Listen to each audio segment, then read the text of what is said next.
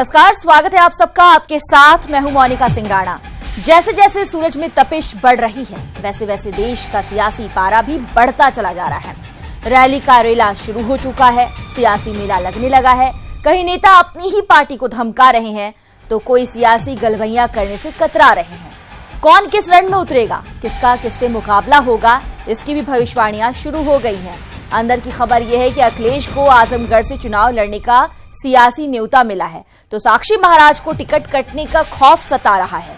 माया को कांग्रेस फूटी आंख नहीं सुहा रही है, तो प्रियंका मोदी पर गोले बरसा रही हैं। ये सारी खबर तफसील से बताएंगे महाभारत 2019 में।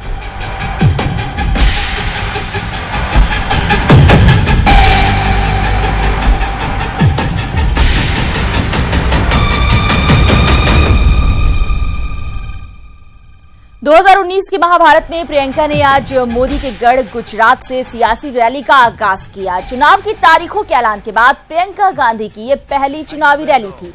अपने सधे हुए अंदाज में प्रियंका ने न सिर्फ जनता से संवाद किया, बल्कि पीएम मोदी से तीखे सवाल भी किए। तो मैं आपसे आग्रह करना चाहती हूं कि सोच समझ के इस बार आप निर्णय लें। जो आपके सामने बड़ी बड़ी बातें करते हैं, बड़े बड़े वादे करते हैं, उनसे पूछिए। जो 2 करोड़ रोजगार उन्होंने आपको जिनका उन्होंने आपको वचन दिया था, वो रोजगार कहां है?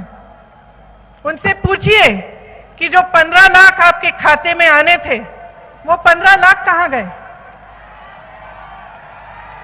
जिन महिलाओं की सुरक्षा की बात करते थे, उन महिलाओं को किसने पूछा है इन 5 सालों में? सही सवाल करिए इस चुनाव में। तो मैं आपसे आग्रह करना चाहती हूं कि सोच समझ के इस बार आप निर्णय लें। जो आपके सामने बड़ी बड़ी बातें करते हैं, बड़े बड़े वादे करते हैं, उनसे पूछिए।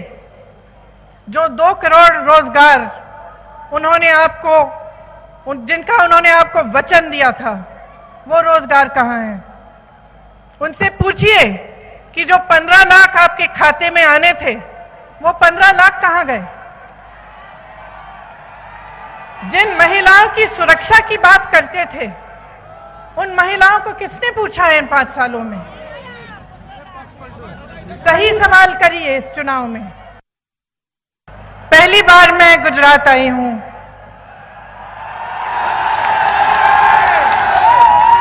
और पहली बार साबरमती के उस आश्रम में गई जहां से महात्मा गांधी जी ने इस देश की आजादी का संघर्ष शुरू किया था।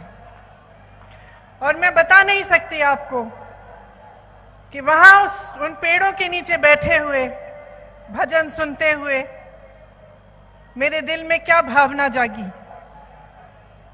ऐसे लगा कि आंसू आने वाले हैं, क्योंकि मैंने उन देशभक्तों के बारे में सोचा जिन्होंने जीवन संघर्ष किया, जिन्होंने इस देश के लिए अपनी जान दी, सब कुछ त्याग कर दिया, जिनके बलिदानों पर इस देश की नींव डली है। वहां बैठे हुए मन में ये बात आई कि ये देश प्रेम, सद्भावना और आपसी प्यार के आधार पर बना है। आज जो कुछ देश में हो रहा है, उससे दुख होता है। और आप सब यहां इतनी तादाद में आए हैं, मैं दिल से आपको कहना चाहती हूं कि इससे बड़ी कोई देशभक्ति नहीं है कि आप जागरूक बने। आपकी जागरूकता एक हथियार है, आपका वोट एक हथियार है, लेकिन ये एक ऐसा हथियार है जिससे किसी को चोट नहीं पहुंचानी, किसी का दुख नहीं करना, किसी का नुकसान नहीं पहुंचाना। ये एक ऐसा हथियार है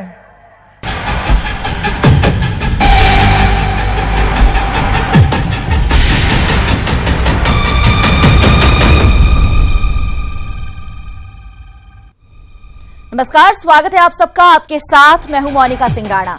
जैसे जैसे सूरज में तपिश बढ़ रही है, वैसे वैसे देश का सियासी पारा भी बढ़ता चला जा रहा है। रैली का रेला शुरू हो चुका है, सियासी मेला लगने लगा है। कहीं नेता अपनी ही पार्टी को धमका रहे हैं, तो कोई सियासी गलबैया करने से कतरा रहे हैं। कौन किस रण में उतरेगा, किसका किससे मुकाबला होगा, इसकी भी भविष्यवाणियां शुरू हो गई हैं। अंदर की खबर यह है कि अखिलेश को आजमगढ़ से चुनाव लड़ने का सियासी न्योता मिला है, तो साक्षी महाराज को टिकट कटने का खौफ सता रहा है। माया को कांग्रेस फूटी आंख नहीं सुहा रही है, तो प्रियंका मोदी पर गोले बरसा रही हैं। ये सारी खबर तफसील से बताएंगे महाभारत 2019 में।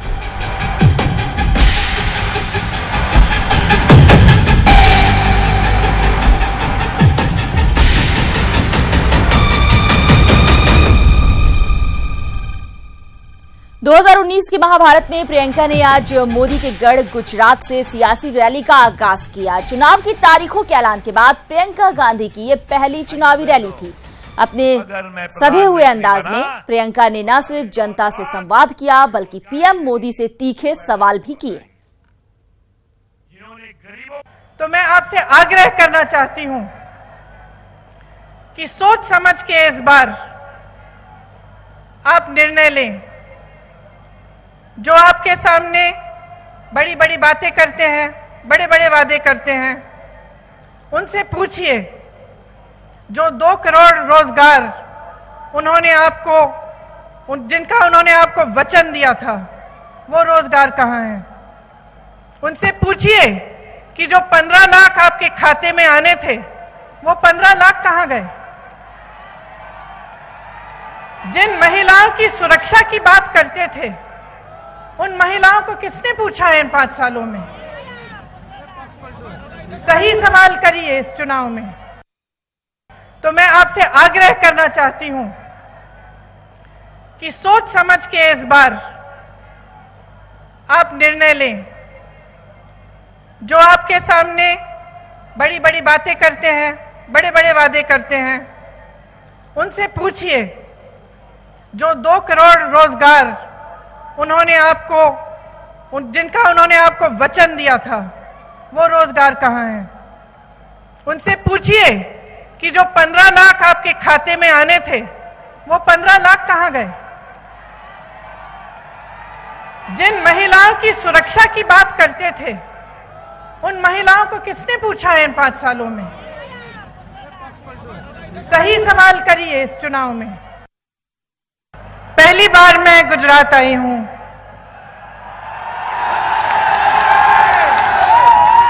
और पहली बार साबरमती के उस आश्रम में गई जहां से महात्मा गांधी जी ने इस देश की आजादी का संघर्ष शुरू किया था। और मैं बता नहीं सकती आपको कि वहां उन पेड़ों के नीचे बैठे हुए, भजन सुनते हुए मेरे दिल में क्या भावना जागी। ऐसे लगा कि आंसू आने वाले हैं, क्योंकि मैंने उन देशभक्तों के बारे में सोचा जिन्होंने जीवन संघर्ष किया, जिन्होंने इस देश के लिए अपनी जान दी, सब कुछ त्याग कर दिया, जिनके बलिदानों पर इस देश की नींव डली है। वहां बैठे हुए मन में ये बात आई कि ये देश प्रेम, सद्भावना और आपसी प्यार के आधार पर बना है। आज जो कुछ देश में हो रहा है, उससे दुख होता है।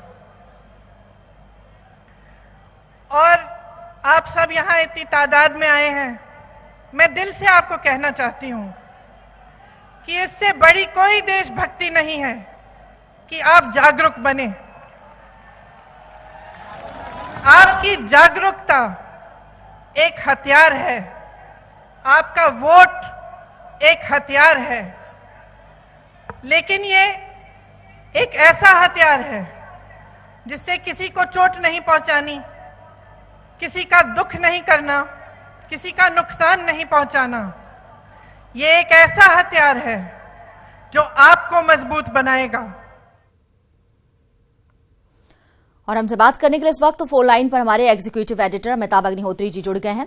अमिताभ अग्निहोत्री जी, आज प्रियंका गांधी ने जिस तरह से अपनी पहली चुनावी रैली को संबोधित किया है, इस पर क्या कहेंगे आप? देखिए, इसमें एक तो सरप्राइज एलिमेंट ये था कि पहले ऐसा बताया गया था कांग्रेस के सोर्सेस से कि आज के पब्लिक रैली में केवल कांग्रेस प्रेसिडेंट बोलेंगे, राहुल गांधी, प्रियंका गांधी नहीं बोलेंगी। लेकिन फिर लास्ट मिनट पर एक सरप्राइज हुआ और प्रियंका का पहला भाषण हुआ उन जब से वो एक्टिव पॉलिटिक्स में ऑफिशियली आई है। उनके भाषण को मैंने बहुत गंभीरता से सुना, पूरी तल्लीनता से। प्रियंका गांधी ने दरअसल एक दूसरा रास्ता पकड़ा और उन्होंने ये लाइन खींचने की कोशिश की कि ये देश प्रेम का, करुणा का, सद्भाव का, दया का देश है और यही इसका वो है, मूल स्वभाव है।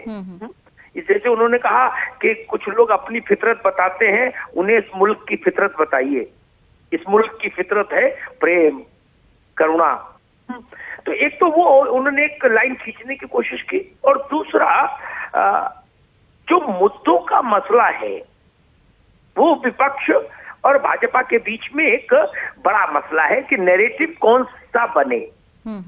भारतीय जनता पार्टी चाहती है कि air strike, Pulwama, after Pulwama air strike, अभिनंदन और ये जो है इस सबको मिला के एक राष्ट्रवाद का एक नैरेटिव सेट हो इलेक्शन में। कांग्रेस, सपा, बसपा जो भी अपोजिशन वाली पार्टियां हैं उनकी कोशिश है कि खेत, गरीब, किसान, बेरोजगार, इस नोटबंदी, जीएसटी, ये तमाम मामला चुनाव का नैरेटिव बने। इसलिए प्रियंका ने अपने भाषण में इस बात पर काफी जोर दिया कि आपको पता है आप चुनाव से क्या चुनते हैं। केवल सरकार नहीं, आप अपना भविष्य चुनते हैं, अपना फ्यूचर चुनते हैं, आने वाली पीढ़ियों का भविष्य चुनते हैं। इसलिए प्रियंका ने इस बात को शायद बहुत बार रिट्रेट किया और उनका ज्यादा फोकस इसी पर था कि सही मुद्दे उठाइए, वो मुद्दे उठाइए जो आपकी जिंदगी से जुड़े हैं, देश के आम लोगों की जिंदगी से जुड़े हुए हैं। तो एक तरह से हम कह सकते हैं कि बीजेपी जो नैरेटिव सेट करना चाह रही थी राष्ट्रवाद, उससे हटके जो रोजमर्रा की आम आदमी की जिंदगी से जुड़ने वाले मसले हैं, प्रियंका उनको और चुनाव को ले जाने की कोशिश करती दिखी आज। जी अमिताभ जी, जो प्रियंका का अंदाजे बयां था, क्या लगता है कि इससे राजनीति में एक बहुत बड़ा कुछ परिवर्तन आने वाले वक्त में देखने को मिल सकता है? देखिए, अभी तुरंत तो परिवर्तन संभव नहीं होता। हाँ। और मैं ऐसा मानता हूं कि जो लोग प्रियंका गांधी से अभी तत्काल 3 महीने की इनिंग में किसी बड़े परिवर्तन या परिणाम की उम्मीद कर रहे हैं, वो प्रियंका के साथ जाती कर रहे हैं, है ना। कोई सियासत 2020 का खेल नहीं है। सियासत एक लंबी प्रक्रिया का नाम है, राजनीतिक। हाँ, प्रियंका गांधी में स्पार्क है, करिश्मा है, उनको लोग देखना सुनना चाहते हैं, एक नया चेहरा है भारत की राजनीति का, ये सब चीजें हैं। लेकिन इस चेहरे को भी अपनी पूर्ण क्षमता के आधार पर परिणाम देने वाली स्थिति तक पहुंचने में मुझे लगता है अभी कुछ वर्ष लगेंगे। इतनी जल्दी परिणाम इस तरह के उस मामलों पे नहीं आता, और वो भी जब आप राष्ट्रीय पटल पर अपने को खड़ा करेंगे अचानक से, उस वक्त पूरे देश भर में आपका इम्पैक्ट दिखाई दे, उसके लिए समय चाहिए। देखिए, इस देश में जितने भी बड़े नेता हुए उनको 3-3, 4-4 दशक लगे, तब वो लोग बड़े नेता हुए। बिल्कुल। चाहे इंदिरा गांधी रही हो, चाहे नेहरू जी रहे हो, चाहे वाजपेयी रहे हो, चाहे कमला त्रिपाठी रहे हो, बहुगुणा रहे हो, जगजीवन बाबू रहे हो, कोई भी बड़ा नेता उठा के देख लीजिए देश का, 30-35 साल लगते हैं तब कहीं जाके एक नेता का निर्माण होता है, परिणाम देने वाले नेता का। तो इसलिए मुझे लगता है कि वो उम्मीद तो नहीं होनी चाहिए प्रियंका से अभी तत्काल कि प्रियंका का मतलब है कि कोई जादू की छड़ी और एकदम आएंगी, घुमाएंगी और कांग्रेस का कायाकल्प हो जाएगा। मैं उस बात से सहमत नहीं, लेकिन हाँ, कांग्रेस का भविष्य का चेहरा है प्रियंका गांधी। जी, बहुत बहुत शुक्रिया अमिताभ अग्निहोत्री जी, धन्यवाद हमसे बात करने के लिए। तो पहली रैली में ही प्रियंका का तगड़ा प्रहार देखने को मिला, कई मुद्दों को उन्होंने उठाया और सबसे बड़ी बात ये कि उन्होंने ये कहा कि देश का मुद्दा विकास होना चाहिए, रोजगार, महिला सुरक्षा, और नरेंद्र मोदी पर जमकर प्रियंका गांधी ने इस दौरान निशाना भी साधा। सपा अध्यक्ष अखिलेश यादव पूर्वांचल की सबसे चर्चित सीटों में से एक आजमगढ़ से चुनाव लड़ सकते हैं। रणनीतिक तौर से आजमगढ़ की सीट गठबंधन और समाजवादी पार्टी के लिए काफी अहम है। आजमगढ़ सीट के क्या मायने हैं, देखिए ये खास रिपोर्ट। संभालेंगे मुलायम की विरासत। आजमगढ़ से अखिलेश को चुनावी दावत। दिलचस्प होगा पूर्वांचल का महाभारत। आजमगढ़ से बलिया और दूसरे छोर पर गोरखपुर, वाराणसी समेत करीब 25 सीटों पर गठबंधन की पकड़ तेज दिखाई दे रही है। इस बीच सपा खेमे से खबर है कि अखिलेश यादव ने आजमगढ़ लोकसभा सीट से चुनाव लड़ने का मन बना लिया है। समाजवादी पार्टी कार्यालय में कार्यकर्ताओं की भारी भीड़ के बीच में आजमगढ़ लोकसभा सीट को लेकर अखिलेश यादव ने सकारात्मक इशारा भी किया है। यादव एवं मुस्लिम बाहुल्य इस इलाके से सपा चुनाव जीतती भी रही है। सियासी जानकार मानते हैं कि अखिलेश यादव आजमगढ़ लोकसभा सीट पर चुनाव लड़कर कई संदेश देंगे। मुलायम सिंह यादव का चुनाव प्रचार देखने वाले पूर्व मंत्री रामाश्रय विश्वकर्मा ने उम्मीद जाहिर की है कि अखिलेश यादव आजमगढ़ लोकसभा सीट से चुनाव जरूर लड़ेंगे। आजमगढ़ पूर्वांचल का गढ़ माना जाता है और समाजवादी पार्टी का संदेश आजमगढ़ से ही जाता है। आजमगढ़ के राष्ट्रीय अध्यक्ष जी के लड़ने से आजमगढ़, गाजीपुर, बलिया, मऊ, गोरखपुर, देवरिया, जौनपुर, अंबेडकर नगर, बनारस तक की सीटों पर असर पड़ेगा। समाजवादी पार्टी में ये प्रथा रही है, अक्सर चुनाव प्रचार की रैली की शुरुआत भी आजमगढ़ से ही होती रही है। सपा नेताओं का मानना है कि जातीय आंकड़ों के हिसाब से सपा को सूट करने वाली इस सीट से गठबंधन को काफी बल मिलेगा। आसपास की कई सीटों पर भी इसका असर दिखेगा। सिर्फ दो पार्टियों का गलबा रहा है, समाजवादी पार्टी और बहुजन, और तीसरा कोई नामो निशान वहाँ नहीं रहा है। तो जब ये गठबंधन में आ जा रहे हैं तो फिर क्या होगा, ये सिर्फ सोचते रहो। हमको तो 101% उम्मीद है कि वो जा रहे हैं, आजमगढ़ से चुनाव लड़ेंगे। अगर ऐसा फैसला होता है तो क्या गठबंधन को फायदा इसका मिलेगा, आप लोगों का मोराल अप होगा? नहीं, गठबंधन को जितने भी हमारे गठबंधन के प्रत्याशी हैं, चाहे समाजवादी पार्टी चाहे बहुजन समाज पार्टी के, सभी पे जबरदस्त असर पड़ेगा उसका। सब लोग बम्पर वोट से जीतेंगे वहां से। जाहिर है, जब तक कांग्रेस गठबंधन में शामिल नहीं हुई है तब तक अखिलेश के लिए एक तरफ कुआं तो दूसरी तरफ खाई है। पूर्वांचल में बीजेपी को पछाड़ना भी है और कांग्रेस को साधना भी। ऐसे में आजमगढ़ में साइकिल कितनी तेज दौड़ानी है, ये फैसला अखिलेश को खुद करना है। सियासत में कुछ बातें कहीं नहीं बल्कि समझी जाती हैं। आजमगढ़ से अखिलेश यादव के चुनाव के लड़ने पर यही बात कही जा सकती है कि आखिरी फैसला उन्हें खुद लेना है। लेकिन अखिलेश यादव रणनीतिक तौर से आजमगढ़ से लगभग चुनाव लड़ने ही वाले हैं। हालांकि ये सीट इससे पहले समाजवादी पार्टी के पास भी रही है, लेकिन अखिलेश यादव यहां जाकर के न सिर्फ आसपास के करीब 15 से 20 लोकसभा सीटों पर एक संदेश देना चाहते हैं, बल्कि कांग्रेस ने जिस तरह से पूर्वांचल का प्रभारी प्रियंका गांधी को बनाया है, उस चीज की काट भी अखिलेश यादव इस अपने कदम से करना चाह रहे हैं। कैमरा पर्सन गोपी गिरे के साथ अलाउद्दीन, न्यूज़ 18 लखनऊ।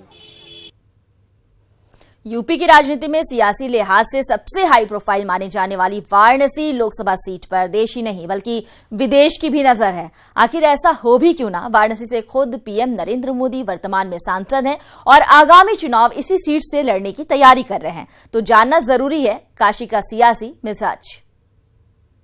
के साथ भोले बाबा का सीधा संबंध जोड़ दिया है। गंगा से हम सीधे स्नान करके भोले बाबा के चरणों में आकर के सर झुका सकते हैं। तो सुना आपने, जब मां गंगा से सीधे जुड़ गए हैं भोले बाबा। काशी में विश्वनाथ कॉरिडोर का उद्घाटन करते वक्त मोदी ने ये बात कही और लोगों की नजरों में काशी की कहानी में विकास का एक अध्याय जोड़ गए। एक बार फिर उम्मीद है काशी की इसी धरती से पीएम मोदी चुनाव लड़ सकते हैं। वाराणसी लोकसभा सीट 1952 में अस्तित्व में आई। पहले चुनाव में यहां से भारतीय राष्ट्रीय कांग्रेस के प्रत्याशी रघुनाथ सिंह ने जीत दर्ज की। 1962 में भी ये सीट कांग्रेस के नाम रही। 1967 में सियासी समीकरण बदले और ये सीट भारतीय कम्युनिस्ट पार्टी मार्क्सवादी के खाते में चली गई। 1971 में दोबारा कांग्रेस लौटी, लेकिन 1977 में इंडियन नेशनल लोक दल ने बाजी मार ली। 1980 और 1984 में सीट कांग्रेस के खाते में रही। 1989 में जनता दल के अनिल कुमार शास्त्री यहां से चुनाव जीती। उसके बाद साल 1991 से लगातार लोकसभा चुनावों में यहां से भाजपा जीतती आ रही है। बीजेपी के शिरीष चंद्र दीक्षित यहां से एक बार चुनाव जीते, 3 बार शंकर प्रसाद जायसवाल, एक बार डॉक्टर मुरली मनोहर जोशी और 2014 के लोकसभा चुनाव में नरेंद्र मोदी ने जीत दर्ज की। वहीं स्थानीय लोगों में महागठबंधन के मुकाबले मोदी का क्रेज बना हुआ है। सियासी ऊंट है। देखिए, वर्तमान स्थिति मुझे कहने में कोई संकोच नहीं कि श्री नरेंद्र मोदी के पक्ष में जा रही है, और सच्चाई एक ये भी है कि आज देश के आगे नरेंद्र मोदी का कोई विकल्प नहीं है। तो इस वजह से विकल्प न रहने के कारण और कोई भी एकजुटता न रहने के कारण वर्तमान परिस्थितियों में तो हमें महसूस होता है कि नरेंद्र मोदी जी दोबारा सत्ता में वापस आए। विकास मुद्दा है, कोई मुद्दा नहीं है, खाली विकास मुद्दा है। मोदी जी ने जो कर दिया वो दिखलाई दे रहा है सड़क पर, तो इसलिए उसका कोई अल्टरनेटिव नहीं है। जब लोग जानते नहीं थे मोदी जी को, उस समय कयास लगाते थे, जब उस समय वो 80 में 71 सीट ले आए, तो आज तो मोदी जी ने काम किया हुआ है। काम देख के उसके ऊपर पॉजिटिव वोटिंग होगी। देखिएगा, सारे आप लोग के जो चैनल में दे रहे हैं इधर उधर की गठबंधन से इतना फर्क, ऐसा कुछ नहीं होगा। देश की सबसे high profile Lok Sabha seat Varanasi को वोटरों के समीकरण के हिसाब से देखें तो यहाँ तकरीबन 18,32,000 मतदाता हैं, जिनमें लगभग 82% हिंदू, 16% मुस्लिम। हिंदुओं में 12% अनुसूचित जाति और एक बड़ा तबका पिछड़ी जाति से संबंध रखने वाले मतदाताओं का है। हिंदू वोटरों के ज्यादा रहने से मोदी यहाँ मजबूत है। वाराणसी जिले में कुल 8 विधानसभा सीटें हैं, जबकि लोकसभा क्षेत्र में 5 सीटें आती हैं। इनमें Rohaniya, Varanasi north, Varanasi south, Varanasi cantonment, Sevapuri, Shivpur, Pindra और अजगरा सीट शामिल है। 2017 में हुए विधानसभा चुनाव में इनमें से सेवापुरी सीट अपना दल और अजगरा सीट सुहेलदेव भारतीय समाज पार्टी ने अपने खाते में की, जबकि बाकी 6 सीटों पर बीजेपी ने जीत दर्ज की थी। तो बनारस में तो कोई मुद्दा नहीं बनेगा। यहाँ तो पक्ष और विपक्ष जितने हैं सब मोदी को ही देंगे, और बनारस के बाहर की ज्यादा बात है, वहाँ पर भी सब मोदी में ही हो गया है। तो यहाँ तो आप मोदी के अलावा कोई दूसरा नाम सुनेंगे नहीं। तो यहाँ तो आपका इंटरव्यू भी लेंगे, सब मोदी मोदी बोलेंगे। तो पूरी मोदी में ही है, मोदी और दूसरा कोई विकल्प सोच ही नहीं पाएगा कोई। इसलिए कहानी खत्म है यहाँ पर। तो वाराणसी लोकसभा सीट से पीएम मोदी के खिलाफ अरविंद केजरीवाल ने चुनाव लड़ा था, लेकिन मोदी लहर का मौसम ऐसा चला कि केजरीवाल को हार का सामना करना पड़ा। 2014 में नरेंद्र मोदी को कुल 5,81,022 वोट मिले और उन्होंने केजरीवाल को 3,71,784 वोटों के अंतर से हरा। 2014 लोकसभा चुनाव के नतीजे: नरेंद्र मोदी भारतीय जनता पार्टी, कुल वोट मिले 5,81,022। अरविंद केजरीवाल आम आदमी पार्टी, कुल वोट मिले 2,09,238। अजय राय कांग्रेस, कुल वोट मिले 75,614। विजय प्रकाश जायसवाल बहुजन समाज पार्टी, कुल वोट मिले 60,579।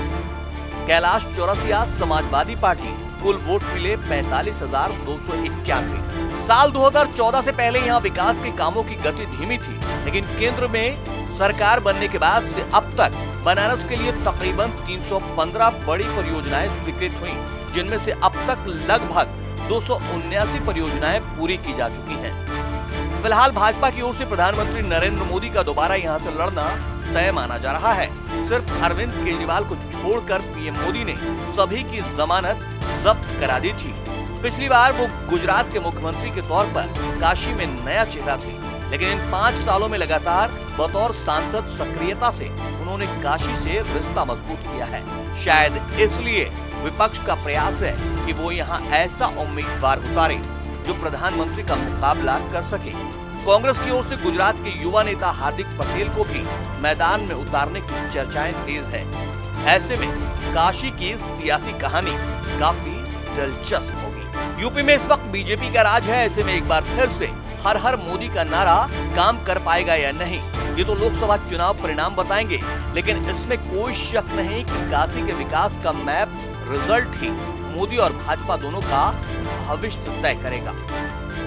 सियासत के लिहाज से देखना दिलचस्प होगा कि काशी की जनता एक बार फिर से नरेंद्र मोदी को पीएम बनवाती है या नहीं।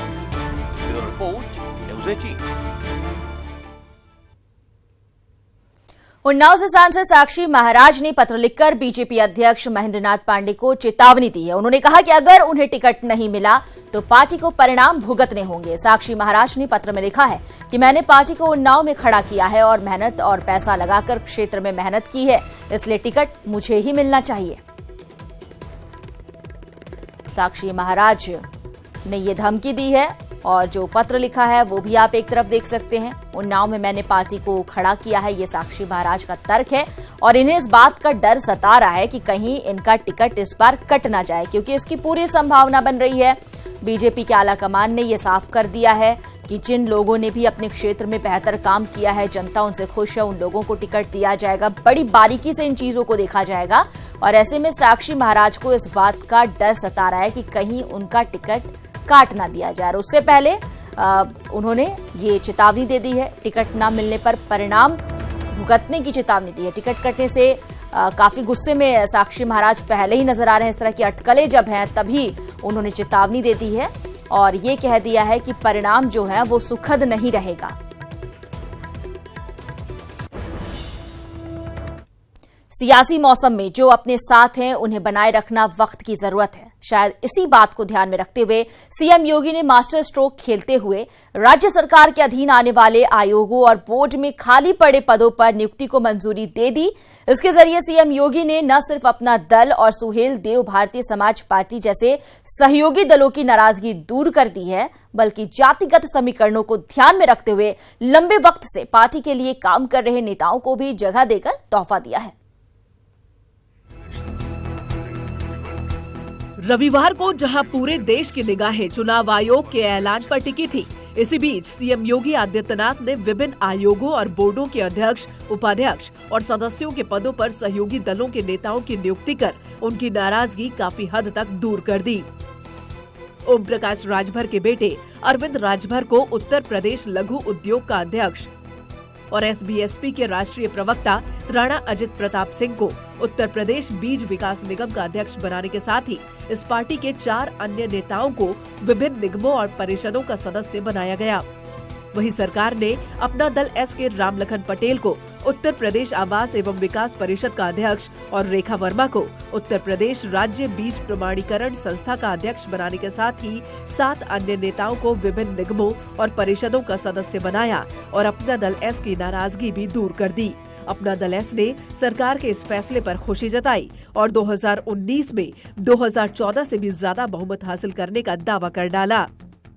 जिन पार्टी के कार्यकर्ताओं ने पार्टी के लिए मेहनत करी, उनको आज पार्टी में सरकार में सम्मिलित करते हुए जो हमारे कार्यकर्ताओं की अपेक्षा थी, उसमें आज सरकार का ये निर्णय बहुत मैं स्वागत करता हूं और उससे बहुत जो है हमारी पार्टी की बहुत उत्साह आया है पार्टी कार्यकर्ताओं में। 2014 में भी, 2017 के चुनाव में भी और आगे जो आगामी 2019 में जो अपने चुनाव आने वाले हैं उसमें भी हम बीजेपी के साथ तटस्थ होकर खड़े हैं और मुझे लगता है कि इस बार पिछली बार से ज्यादा बहुमत हम लोगों को मिलेगा।